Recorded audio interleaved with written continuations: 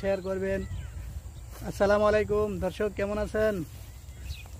ML Simon বিডির পক্ষ থেকে সবাইকে ধন্যবাদ। শুভ বিকেল।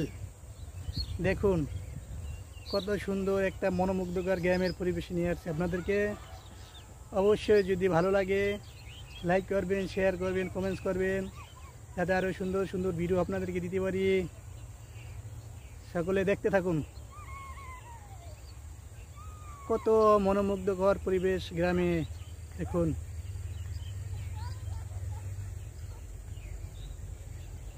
আবার পাশে নেট দিয়ে দিছে যাতে মানুষ এটা নষ্ট না করতে পারে বা কোনো গরু ছাগলে নষ্ট না করতে পারে। দেখুন চারিদিকে মাঝে সরিষা ক্ষেত, চারিদিকে লাউ ক্ষেত। দেখুন লাউয়ের মাচা তৈরি করে দিয়েছে কত সুন্দর করে।